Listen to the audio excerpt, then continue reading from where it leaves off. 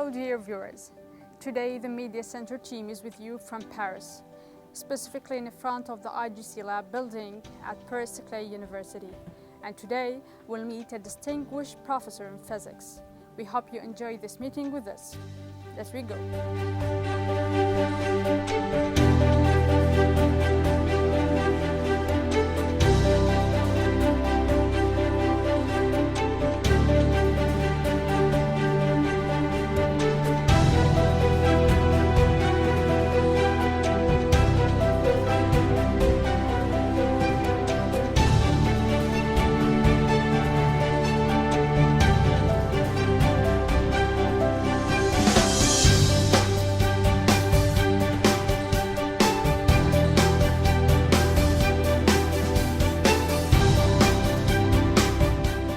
So hello everybody, it's a pleasure for me and to welcome you here in Orsay, in Paris-Saclay.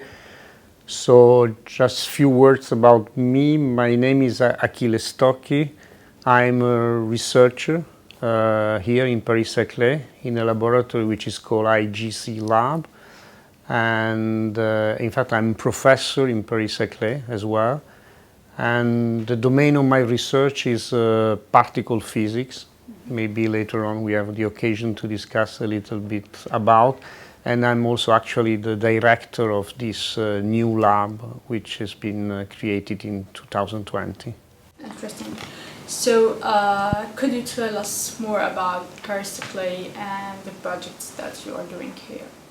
So in fact here we are now in a campus which is called the campus of Paris-Saclay, which is grouping quite a lot of laboratory and research. It's one of the most important university in the world in many domains, essentially for what concerns also physics and mathematics.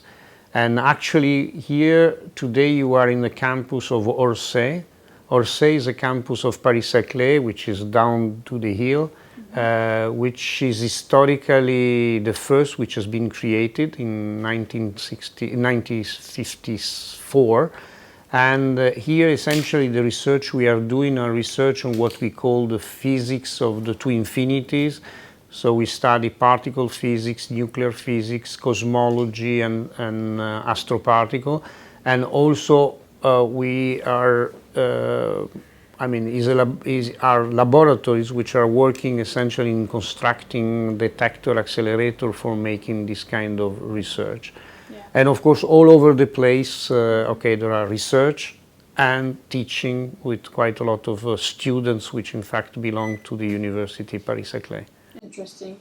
So by these projects you are doing collaborations with universities from around the world. And I know that Palestine was one of the universities of the Middle East that have the chance to do this collaboration with you. So could you tell us about the history of this collaboration and how it was and began? Yeah, in fact, of course, our laboratory, more generally Paris-Saclay, has quite a lot of collaboration all over the world, I mean, yes. All the continents. And concerning Palestine, the collaboration started 7-8 years ago. And in fact, the reason was that we had two brilliant students here in Paris-Saclay, here in my lab, which are Hamed Basala and Adil Abu Al-Barab. And both they did a thesis, PhD thesis here. And after that, they came back to An-Najah and we kept the contact with them and we decided starting collaborating. And in fact, we start deciding like collaborating, organizing school, exchanging students. And year after year, this collaboration had taken quite a lot of importance. And now I think through this collaboration, which is beneficial to both, to us and to An-Najah, this collaboration is growing. We are participating together to big experiments in the world, both in particle physics, accelerators, and so on.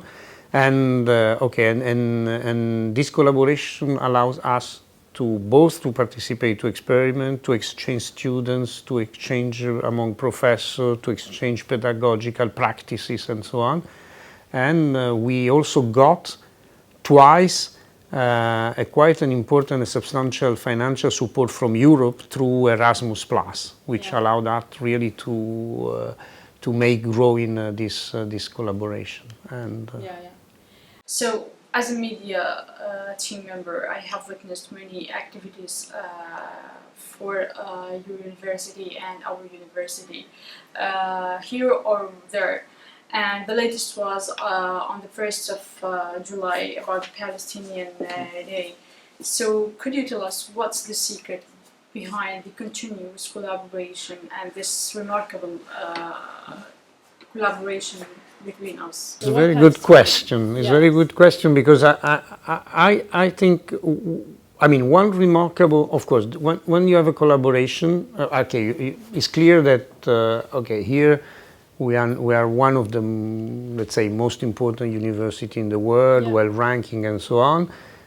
And you say, okay, but how you collaborate with An-Najah, Palestinian University, which is which is not so big. You have several other universities in the world. I think the key is that is what I always said. The level of education in Palestine is just great.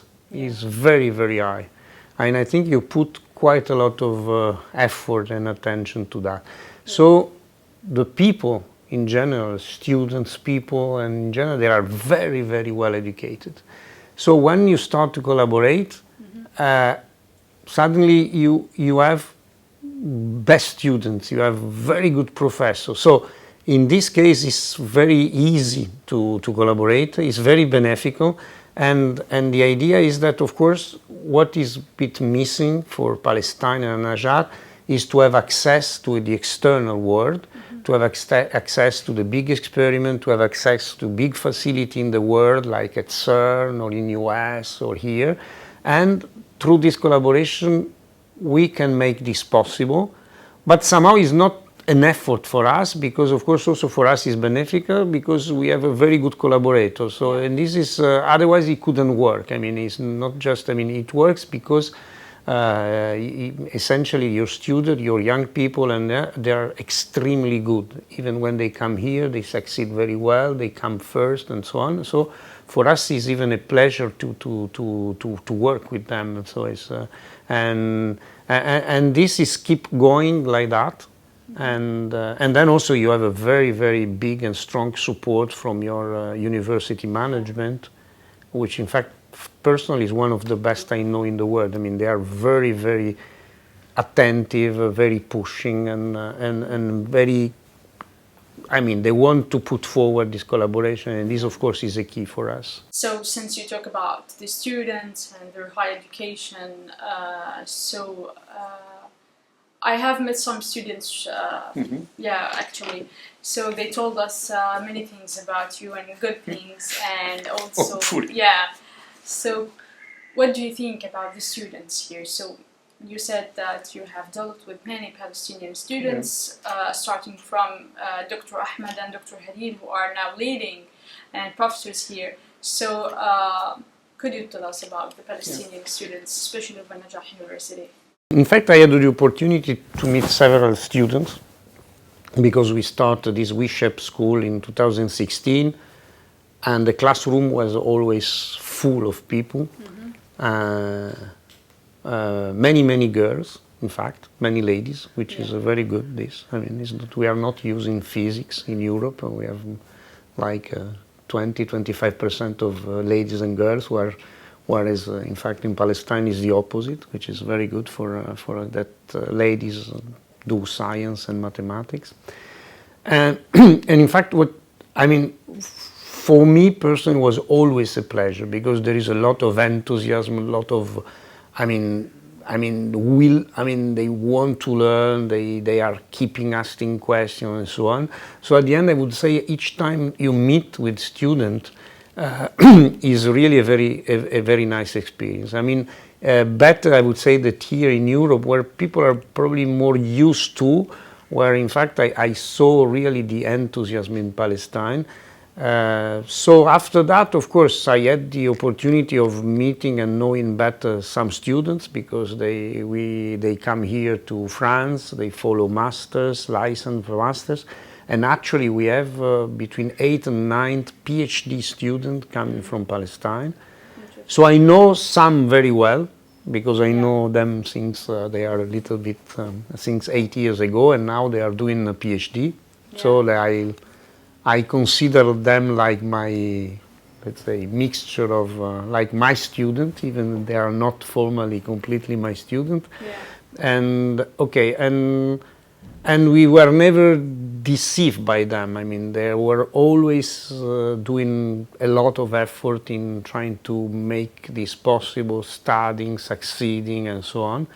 And what I find also very good, that normally most, I would say, actually all the students I met, they want to go back to Palestine, which is very good, because they want to come, but then they want to go back to their own country to make this growing.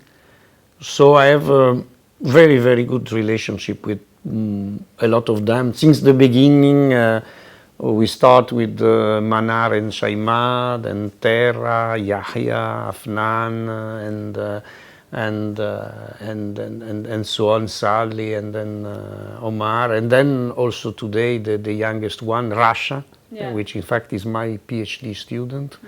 So there are all my, let's say, sons and daughters, Palestinian. So let us talk about your visits to Palestine. So since you have been in Palestine several times, how was your impression? Your first impression about Palestine at your first visit? My impression, or about Palestine and Palestine at your first visit, because you know, some people, especially from outside Palestine, feel like little terrified and frightening. No, I was always. So, what do you think about your visit? I always felt very secure. I never had a problem. I mean, you have a fantastic hospitality, and I would say that since the beginning I felt home without any problem to live there. At the contrary, I mean, I would say that is really each time a renewed experience. I like the people, I like the culture, I like the colors, I like the flavors, everything. I mean, is very nice. And I mean, of course, when you go to Palestine, I don't know, you breathe the history. I mean, the places. I mean, of course, also for us, Palestine is so rich of history and something which is. I mean, you. But what is more important, that I would say you feel quickly at home. I mean, you feel very well. I mean, and people are so nice and happy to make you discovering the culture of Palestine, which is so rich. So, in fact, unfortunately, due to COVID, I went last time in Palestine just before the COVID crisis in February 2020. So, of course, now I'm missing. So, hopefully, I will go back in November this year. Yes. So, also, could you tell us about your impression about your first visit to An-Najah University? Did you expect like the existence of such a university in Palestine like this, with the leading staff and also the leading students? They are graduating. In fact, it's a very good question, because I was not expecting that. In fact, I had, of course, a very good telling about Palestine. I knew that, of course, the level of education in Palestine is not just today, but is historical since century, millenary. We know that, I mean, Philistines were very well-educated people. So, I mean, but when I went there the first time, I was not expecting to see such high level and also beautiful university. In fact, I I would say that when you enter also in these universities, a sort of oasis of, serenity, and so everything is well set. I mean, you are inside in a very nice place. And then, as I said before, then when you discover the professor, when you discover the student, everything is so high level, so good, so everybody is so well educated, or everybody is so well motivated, which is, in fact, I have to admit, was beyond my expectations. And then you go to the amphitheater, then you go to media center, everything is high tech, high level. I have to admit that I was not expecting exactly like that level, and was a very good surprise, both in the new campus and also in the old one. Even if I know better the new campus, because where the physics department is. So now we come to the question: what's next between the collaboration and of An-Najah University and here? Yeah, I think The future. The future is that, of course, what we have realized so far is good, in a sense, but to me, I would say the better is even to come. I think now the links are quite solid. In fact, we managed over these 7-8 years to do quite a lot of exchange. I would say more than 100 students, several tens of professors, and so on, several tens of master student lectures, and I said before, like 8 or 9 PhD students, which is quite a big success, because I mean we start from nothing, and now there are already 2, but there will be again 7 other doctors which are ready then to contribute to that. So this is already good, but I think it's just the beginning.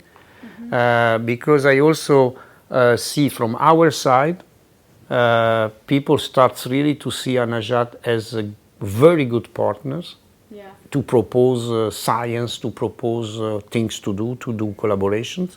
And on An-Najah's side, I see even that the level is even increasing. So, I mean, we are attracting even more people to go to our science, and this is quite good. And not only in physics, and this is one of our ambitions for future, we see also that we make an interest on computing department, on engineering department, on material science, on medical health applied, physics applied to health, and chemistry, and so on. So we are making something which is even bigger than what we thought, not only physics, but more, and with more students. And so probably in future we can make a common master to establish a common PhD program, and then to make also Palestine entering in the big collaboration. We manage with Atlas at CERN. Now Palestine is part of the largest collaboration in the world. We manage with the accelerator experiment PEARL, but there are many other experiments to come. So I think in future, the fact that Palestine and An-Najah will participate to the largest experiment in the world, I hope, will become just natural, just obvious. I can see that An-Najah has some important and vital role on such projects. And now, could you tell us more about your next planning visit to Palestine? It will be on next November. Yeah, next November we come back to Palestine after the COVID crisis. In fact, we will organize what we call WeShape 6, and so the idea, of course, is very important for us, because after 2 years of absence in Palestine is very important, and we want to go back, we want to come. And so what we expect, in fact, is to do a school as we did in the past, attracting students. And maybe a novelty this time is, as I said before, that we will try to do a little larger scope, not only for physics, and our physics, the physics of the two infinity, but we'll try also to teach and to have seminars on accelerator physics, on material science, on computing, on some other different topics, in trying in fact to make even this event of WeShape even larger for other departments in An-Najah. So we'll try, and then we'll see. Hopefully it will be a success. Hopefully we'll have more students and to attract more people to that. And of course the other ambition would be that other students from Middle East country could join Palestine. Okay, this of course would not depend only on us, but on the access of other people to come to Palestine. And the other idea would be also to be able once to have also Gaza student in WeShape in Naples, but of course also this unfortunately does not depend only on our volunteers. Yeah. So I have this question come to my mind. Did you think about students from here go and visit Palestine to see An-Najah University and how it works and how with whom they are collaborate? Again, very good. Yeah, in fact, this idea was already there before the COVID crisis, and now we want. You are right. Is one of our ambition is again not only to enlarge the participation of student at this school from other region of the Middle East, but also to go with the French or other European country student. And this I'm not sure that this in November would be possible, but it's sure a program that we want to we want to make it possible. Eventually to come to school, or another possibility would be when some professor, me or others, they come in another time to be accompanied by some French or European student, and to go and to discover and to be there in An-Najah. Yes, this is clearly a program that we want to realize in the next years. It will be our pleasure to have you. Yes. And your students and your films researcher there. So now we have came to the last part. So thank you for this conversation and for this friendly and kindly interview with you. And I would love really to document everything with you and to document this remarkable visit and collaboration with the project that you have done. So thank you so much for being with us. Thank you. And again, welcome here. Enjoy your visit in Orsay, in Paris, and with my students, my Palestinian students. We have already enjoyed and we hope to continue enjoying this. Yes, and it's a pleasure for me that you stay here, and then I'm sure that we will meet again when I will come in November in Palestine. That's our